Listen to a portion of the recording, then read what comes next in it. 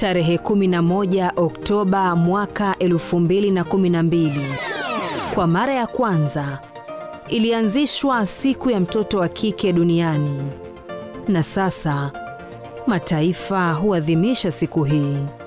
Siku ya mtoto wa kike duniani ilipangwa na Umoja wa Mataifa kwa lengo la kuendeleza harakati ya haki na usawa wa kijinsia, haki ya kulindwa na kuepushwa na ndoa za utotoni, pamoja na haki nyingine.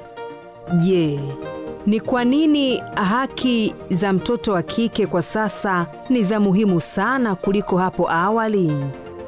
Kuwa mtoto wa kike haipaswi kuamuliwa na kitu gani anachoweza kufanya, wapi anaweza kwenda, au nani anaweza kuwa. Isivyo bahati, kwa sasa takriban mamilioni ya watoto wa kike kote ulimwenguni wanaachwa nyuma na kukabiliwa na changamoto kali zinazowanyima haki zao na kuweka mipaka ya maisha yao ya baadaye.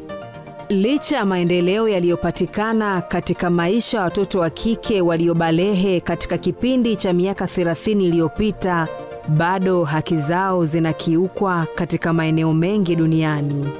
Wasichana wenye umri wa miaka 15 hadi 19 wana uwezekano mara 2 ya wavulana kwa kutokuwa katika mfumo wa elimu, ajira na mafunzo. Pia, takwimu zinaonyesha kuwa msichana mmoja hadi 4 walio na umri huo wamewahi kupitia unyanyasaji wa kingono.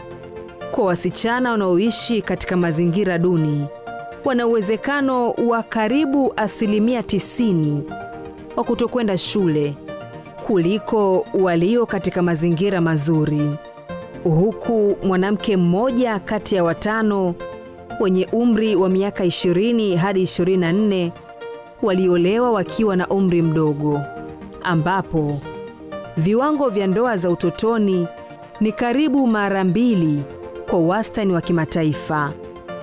Vipi kuhusu msichana na ujuzi kuelekea dira mwaka 2050? Kauli mbiu ya mwaka huu inaakisi ongezeko la kumwandaa mtoto wa kike katika maisha ya leo na ya baadaye, kumjengea uwezo wa uongozi, teknolojia, sanaa na ujasiriamali. Hata hivyo, watoto wa kike wanakabiliwa na changamoto nyingi na bado wanaongoza katika kutoa wito wa mabadiliko, kutafuta suluhu na kudai haki zao. Aidha, tunapoadhimisha siku ya mtoto wa kike duniani, tunaziomba jamii za Kitanzania ziweze kusimama na mtoto wa kike na ziunge mkono haki zao.